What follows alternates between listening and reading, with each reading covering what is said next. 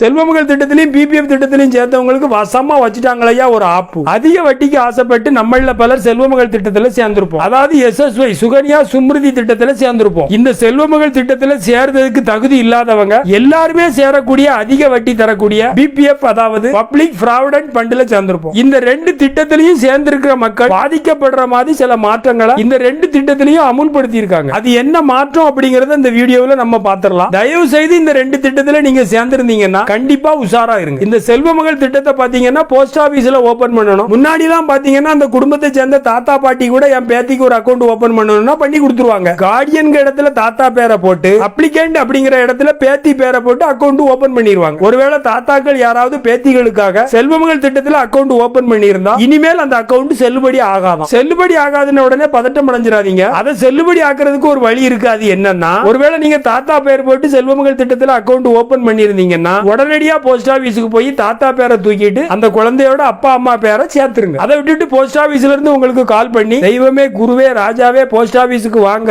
அப்படின்னு உங்களை மாலை போட்டு அழைச்சி கூப்பிடுவாங்கன்னு எதிர்பார்க்காதீங்க. தயவு செய்து உடனே போய் மாத்திருங்க. அடுத்ததா பிபிஎஃப் அதாவது பப்ளிக் ப்ராவிடன்ட் ஃபண்ட். அதுல என்னென்ன மாற்றங்கள் இப்ப புதுசா அமுல்படுத்தி இருக்காங்க அப்படிங்கறத இப்ப பாத்திரலாம். நமக்கு ஒரு பெண் குழந்தை இருந்து இந்த செல்வமகள் திட்டத்தில் சேர்ந்து இந்த அதிக வட்டியை பெற முடியலையேன்னு ஆண் குழந்தை வச்சிருக்கவங்க நிறைய பேர் ஃபீல் பண்ணுவாங்க. அவங்களுக்கு ஆறுதலா இருந்த ஒரே திட்டம் இந்த பிபிஎஃப் திட்டம் தான். அதனால பெண் குழந்தை இருக்கவங்க 8.2% கூட்டு வட்டி தரக்கூடிய செல்வமகள் திட்டத்தில் அக்கவுண்ட் ஓபன் பண்ணனா ஆண் குழந்தை மட்டுமே வச்சிருக்கவங்க நாங்க என்ன தக்காளி தொக்கான்னு 7.1% கூட்டு வட்டி தரக்கூடிய பிபிஎஃப்ல இருப்பாங்க. இப்போ அதுக்கு வச்சிட்டாங்களையா ஆப்பு. அது என்னன்னா மக்களால செல்லமா செல்வ மகன் திட்டம்னு அழைக்கக்கூடிய இந்த பிபிஎஃப் திட்டத்துல ஒருவேளை நீங்க 18 வயசுக்கு கம்மியா இருக்கிற உங்க பிள்ளைகள் பேர்ல நீங்க அக்கவுண்ட் ஓபன் பண்ணிருந்தீங்கன்னா முன்னாடி எல்லாம் பாத்தீங்கன்னா 7.1% கூட்டு வட்டி கொடுத்துக்கிட்டு இருந்தாங்க. ஆனா இனிமேல் நீங்க அக்கவுண்ட் ஓபன் பண்ணுன அந்த குழந்தைக்கு 18 வயசு ஆகும் வர 7.1% வட்டி தர மாட்டாங்களாம். வெறும் 4% தான் தருவாங்க. அதனால 18 வயசுக்கு கீழே இருக்கிற உங்க பிள்ளைகள் பேர்ல பிபிஎஃப் அக்கவுண்ட் ஓபன் பண்ணிருந்தீங்கன்னா